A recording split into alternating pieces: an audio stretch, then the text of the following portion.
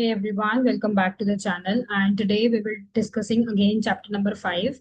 And there are few topics we have to discuss. Now let's start the topic. Okay, the first topic is cognitive learning. तो हमने पहले भी बहुत सारे cognitive words के बारे में मतलब हम ऑलरेडी साइकोलॉजी में पढ़ते आ रहे हैं, राइट? तो देखो कॉग्निटिव एक बहुत ही बड़ा मेन रोल प्ले करता है, और खासकर कॉग्निटिव लर्निंग। देखो कॉग्निटिव लर्निंग का मतलब है कि ऐसी लर्निंग जिसमें लर्नर एक्टिवली सोचे, समझे और प्रॉब्लम सॉल्व करे। ठीक है, मतलब सिर्फ और सिर्फ ट्रायल एंड एरर या रूट लर्निंग नहीं होती, बल्कि मेंटल प्रोसेस भी इंपॉर्टेंट है। ठीक है, तो इसके की फीचर्स क्या हैं? देखो, इनसाइट लर्निंग। अब अकॉर्डिंग टू द कोलर, उसने क्या किया था? जो चिंपैंजी था, चिंपैंजी का जो फेमस एक्सपेरिमेंट है ना, चिंपैंजी ने बनानास तक रीच करने के लिए स्टिक्स को ज्वाइन करके उसे यूज किया, और सडनली प्रॉब्लम का सोल्यूशन समझ में आ गया। वहीं अगर मैं साइन लर्निंग की बात करूँ, जो हमें टोलमैन ने बताई थी, मतलब कि ऑर्गेनिज्म अपने इन्वायरमेंट के साइंस को इंटरप्रेट करता है ना, और गोल तक पहुंचने के लिए वो कैसे ना कैसे पहुंचता है, लाइक रैट्स वाला जो एग्जाम्पल था, है ना। और ऑब्जर्वेशन लर्निंग, इसी में ही कहीं ना कहीं हम दूसरों को देखकर मतलब सीखते हैं, है ना, जैसे कि बोबोडॉल एक्सपेरिमेंट मैंने आपको लास्ट क्लास में भी बताया था। यानी कि कॉग्निटिव लर्निंग का मेन आइडिया है learning by understanding rather than learning by doing blindly. तो मतलब एम ही मत करो, ठीक है, थोड़ा सा पहले पढ़ो समझो and then you had to do that.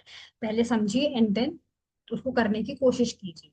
ठीक है, तो ये आपका एक मेन कॉन्सेप्ट है आपका किसका? कॉग्निटिव लर्निंग का, जो कि मैंने की कुछ की साइकोलॉजिस्ट को भी मेंशन किया है, दैट इज जीन पाइगेट, जो स्टेजेस ऑफ कॉग्निटिव डेवलपमेंट के बारे में भी बताते हैं। और मैंने आपको लास्ट टू लास्ट क्लास, और इवन हमने हर एक साइकोलॉजी के हर एक सेक्टर में हमने कॉग्निटिव पार्ट को डिस्कस किया ही किया है। ठीक है, अब आती है वर्बल लर्निंग। वर्बल लर्निंग क्या होती है? देखो, वर्बल लर्निंग का मतलब है जब लर्निंग वर्ड्स, आइडियाज और कॉन्सेप्ट्स के थ्रू होती है। ठीक है, ये मेनली लैंग्वेज बेस्ड लर्निंग है। इसमें हम लिस्ट, वर्ड, नंबर्स, पैराग्राफ्स या कॉन्सेप्ट को मेमोराइज या रिकॉल करते हैं।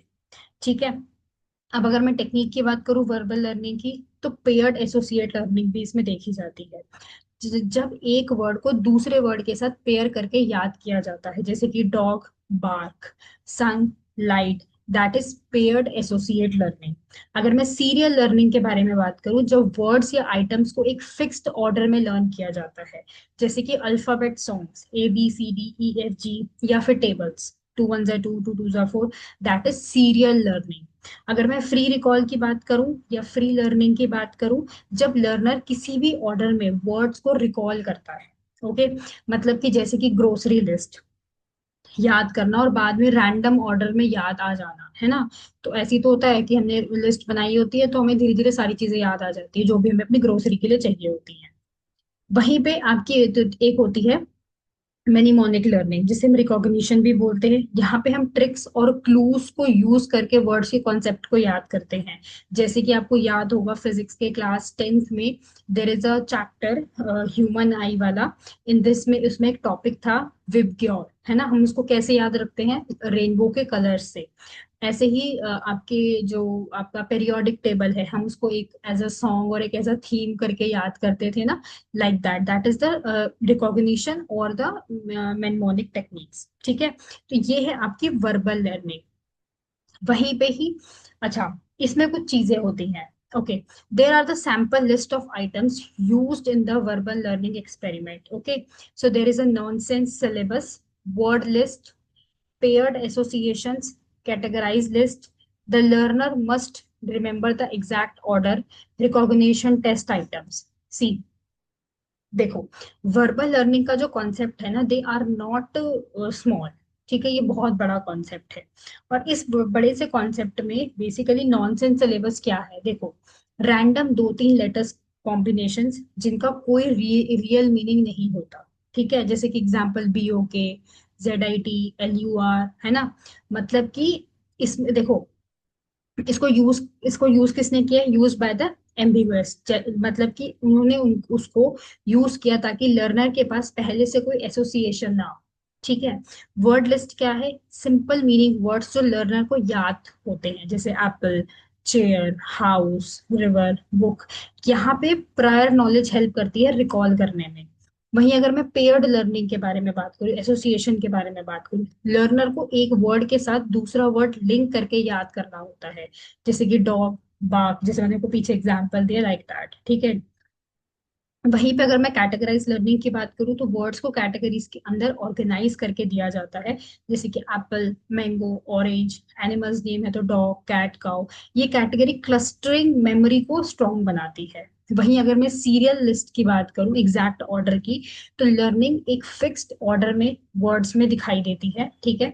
दूसरी बात, एग्जाम्पल के तौर पे टेबल्स हो गया, मंडे ट्यूसडे वेडनेसडे हो गया, अगर ऑर्डर गलत हो जाए तो रिस्पॉन्स काउंट गलत हो जाता है।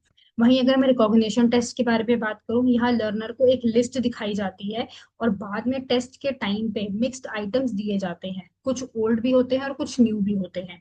तो लर्नर को बताना होता है कि कौन से आइटम्स पहले दिए गए और कौन से बाद में। एग्जाम्पल के तौर पे, अगर पहले लिस्ट में बुक, पेन, चेयर था टेस्ट में, तो फैन, चेयर आए, तो लर्नर को फैन का रिजेक्ट करना पड़ेगा, क्योंकि देखो, सिंपल सी बात है, अगर पहली लिस्ट में बुक, पेन, चेयर था और टेस्ट में बुक, फैन और चेयर आए, तो लर्नर क्या करेगा, वो वहां से फैन को रिमूव कर देगा, है ना। तो ये होते हैं आपके रिकॉग्निशन टेस्ट। अच्छा, वहीं पे नेक्स्ट है आपके,